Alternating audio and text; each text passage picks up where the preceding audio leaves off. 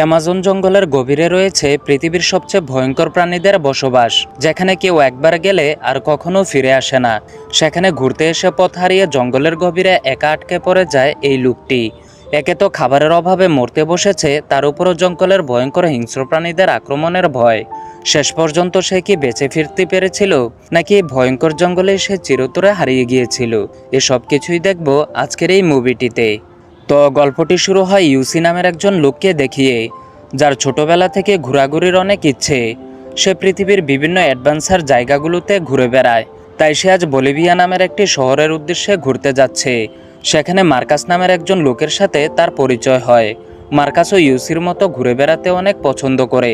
Marcus ইউসিকে বলে, Amazon জঙ্গলের গভীরে এখনও কিছু আদিবাসী বসবাস করে, যাদের সম্পর্কে পৃথিবীর কেউই জানে না, মাত্র অল্প কয়েকজন লোক ছাড়া। তাই আমি অ্যামাজন জঙ্গলের গভীরের সেই আদিবাসীদের কাছে যেতে চাচ্ছি, তুমি চাইলে আমার সাথে যেতে পারো। তখন ইউসি তাকে জানায় যে অ্যামাজন জঙ্গল হলো পৃথিবীর সবচেয়ে ভয়ঙ্কর জঙ্গল, সেখানে যাওয়াটা অনেক রিস্ক হয়ে যাবে। তারপর ইউসি ফিরে এসে তার বন্ধুদেরকে অ্যামাজন জঙ্গলে ভ্রমণের কথা বলে। যদিও তার বন্ধুরা প্রথমে অ্যামাজন জঙ্গলের গভীরে যেতে অস্বীকার করে, তখন ইউসি তাদেরকে জানায় যে তারা পৃথিবীর বিভিন্ন জায়গায় ভ্রমণ করেছে ঠিকই, কিন্তু যদি অ্যামাজন জঙ্গলের মতো গভীর থেকে ভ্রমণ করে না আসে, তাহলে তাদের এই জীবনটাই বৃথা। এই সমস্ত কথাবার্তা শোনার পর তার বন্ধুরাও তার সাথে যেতে রাজি হয়ে যায়। ইউসি তার বন্ধুদেরকে মার্কাসের কাছে নিয়ে আসে। মার্কাস তাদেরকে একটি ম্যাপ দেখিয়ে জঙ্গলের গভীরে থাকা আদিবাসীদের লোকেশন দেখিয়ে দেয়, আর বলে যদি আমাদের মধ্যে কেউ হারিয়ে যায় তাহলে নদীর পথ ধরে সামনের দিকে এগোতে থাকবো, তাহলে একটা সময় আমরা জঙ্গল থেকে বের হয়ে চলে আসতে পারবো। পরদিন ব্যাগ গুছিয়ে 4 বন্ধু মিলে অ্যামাজনের উদ্দেশ্যে যাত্রা করে। অ্যামাজনের প্রাকৃতিক সৌন্দর্য দেখে সবাই অনেক আনন্দ উপভোগ করতে থাকে এবং যেখানেই রাত হয় সেখানে তাঁবুটা নিয়ে ঘুমিয়ে পড়ে।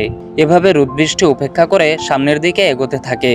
হঠাৎই তারা সামনের দিকে অদ্ভুত কিছু একটা নড়াচড়ার আওয়াজ শুনতে পায়, যেটা দেখে তাদের হাত পা কাঁপছিল। তখনই দেখা যায় একজন আদিবাসী বিশাল গরু নিয়ে বের হয়ে আসছে। তারাও আদিবাসীদের কাছে আসে এবং রাত্রটা আদিবাসীদের সাথে কাটায়।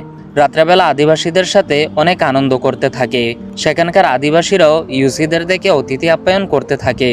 তবে মার্কাস তাদেরকে যে আদিবাসীদের ম্যাপ দেখিয়েছিল সেটা তারা নয়। ওই আদিবাসীদের কাছে পৌঁছাতে আরও কয়েকদিন সময় লাগবে। তাই পরদিন তারা তাদের কাছে বিদায় নিয়ে আবারও সামনের দিকে এগোতে থাকে।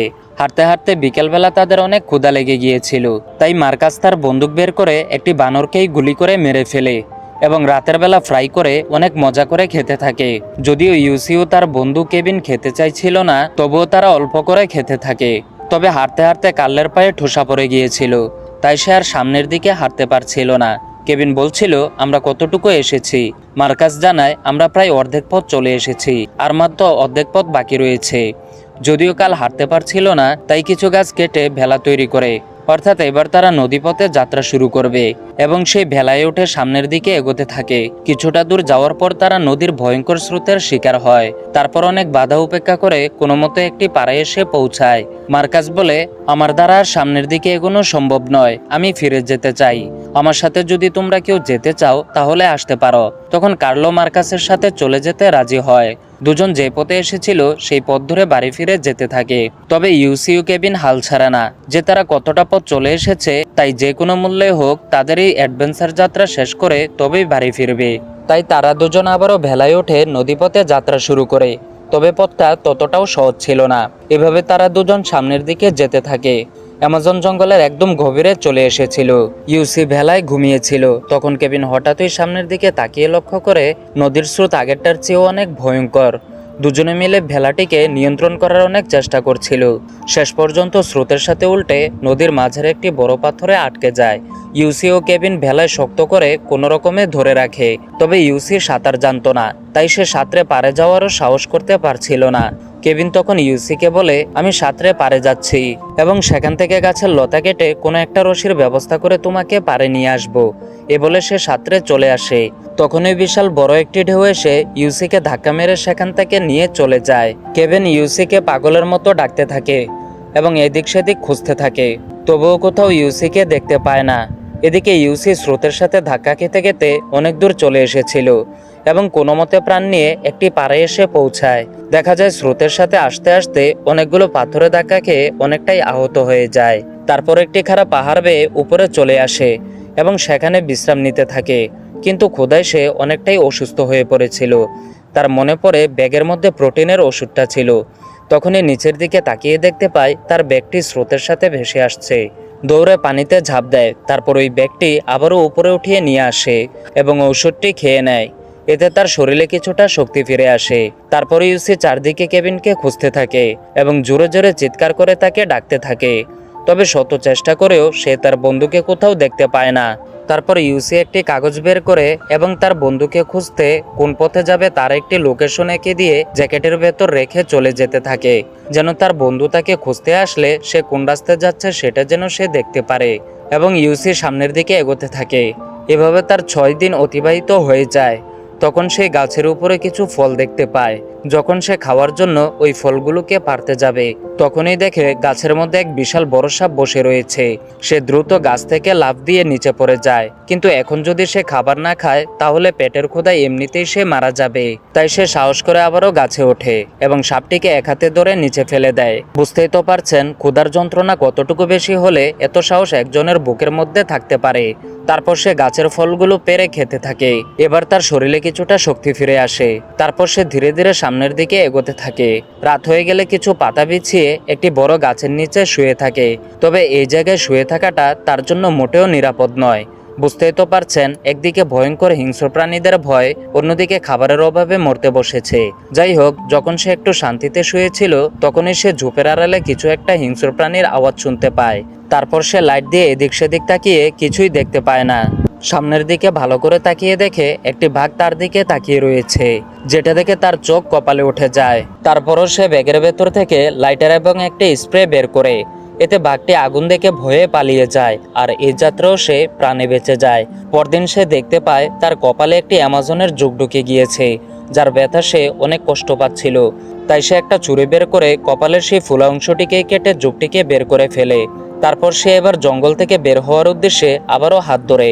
কিছু দূর সামনে যাওয়ার পর সে একটি গাছের কাটা অংশ দেখতে পায়, যেটা দেখে সে বুঝে যায় যে আশেপাশে হয়তো কোনো মানুষ রয়েছে, আর ভাবছে তার বাঁচার হয়তো কিছুটা প্রাণ ফিরে এসেছে। তাই সে জোরে চিৎকার করে এদিক সেদিক ডাকতে থাকে, কিন্তু সে বিন্দু পরিমাণও কারো কোনো শব্দ শুনতে পায় না। তারপর কিছুটা সামনে এগিয়ে পাখির দুটি ডিম পড়ে থাকতে দেখতে পায়। ইউসি একটি ডিম খেয়ে বাকিটা রেখে সেখান থেকে চলে যায়। জঙ্গলে হাঁটতে হাঁটতে তার খুব কষ্ট হচ্ছিল, কারণ হাঁটতে হাঁটতে তার পা ব্যথা হয়ে গিয়েছিল। কিন্তু যে কোনো মূল্যে হোক তাকে তো এই ভয়ঙ্কর জঙ্গল থেকে বের হয়ে আসতে হবে। এবার সে হাঁটতে হাঁটতে সেই জায়গায় চলে এসেছিল যেখানে আসার জন্য তারা এই জঙ্গলে রওনা হয়েছিল। ইউসি দেখতে পায় আদিবাসীদের বাড়িঘর ভেঙে পড়ে রয়েছে, কিন্তু কোনো আদিবাসী সেখানে নেই। দেখে বোঝা যাচ্ছিল জঙ্গলের ভয়ঙ্কর জন্তু জানোয়াররা তাদেরকে মেরে ফেলেছে। ম্যাপ খুলে ভালো করে দেখে যে এই জায়গা থেকে বাইরে বের হতে হলে তাকে আরো কয়েক মাইল পথ পায়ে হেঁটে অতিক্রম করতে হবে। তাই সে হাল ছেড়ে না দিয়ে সামনের দিকে এগোতে থাকে এবং কিছুটা সামনে এগিয়ে ইউসি যা দেখলো এতে তার চোখ কপালে উঠে গেল।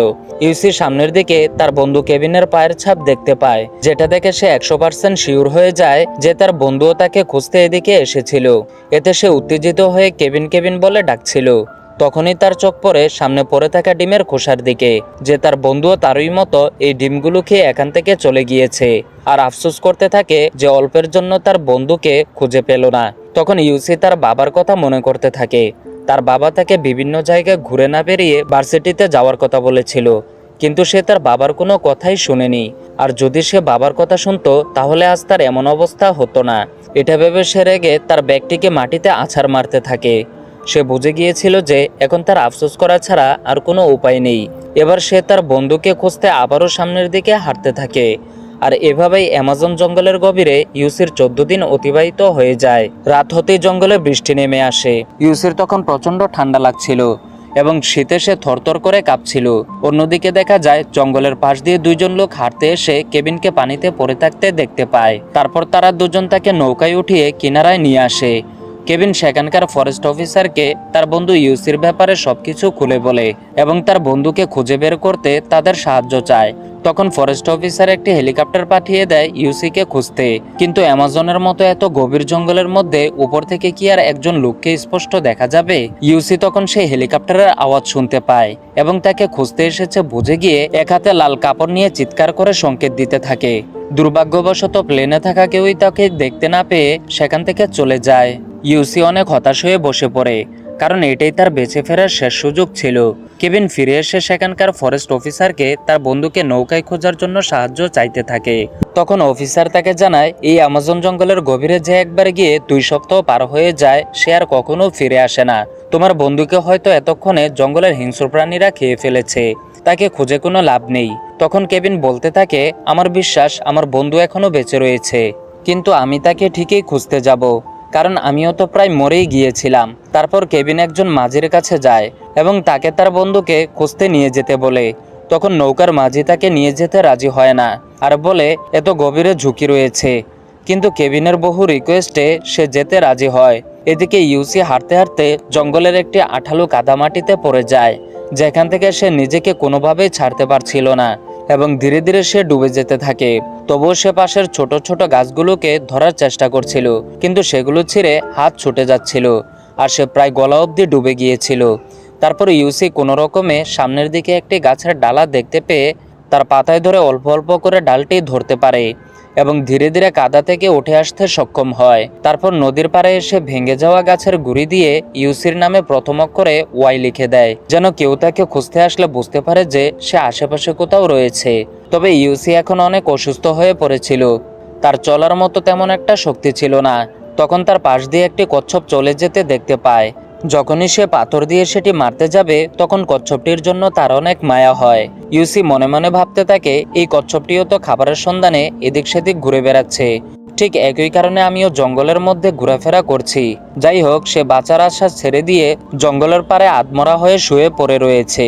এদিকে কেভিন তার বন্ধুকে খুঁজতে খুঁজতে ইউসির ওয়াই লেখাটির কাছে চলে আসে, যেটা দেখে সে বুঝে যায় যে ইউসি এখানে আশেপাশে কোথাও রয়েছে।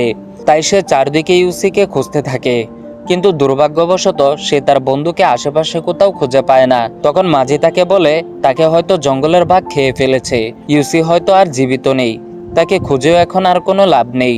তখন সে তার বন্ধুকে খোঁজার আশা ছেড়ে দিয়ে নৌকা নিয়ে ফিরে চলে যাচ্ছিল। ইউসি তখন তার বন্ধুর গলার আওয়াজ একটু একটু করে শুনতে পায়। ভালো করে তাকিয়ে দেখে কেভিন তাকে খুঁজতে এসে না পেয়ে নৌকা নিয়ে চলে যাচ্ছে, কিন্তু সে এতটাই দুর্বল হয়ে পড়েছিল যে জোরে চিৎকার করে ডাক দেওয়ার মতো তার শরীরে কোনো শক্তি ছিল না।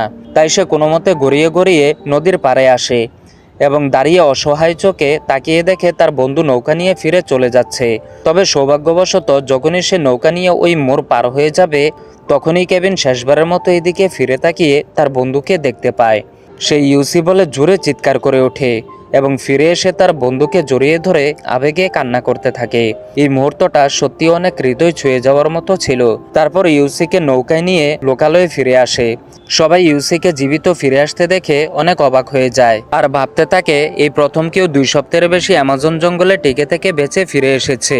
আর এরকম একটি মুহূর্তের মাধ্যমে মুভিটির কাহিনী শেষ হয়ে যায়।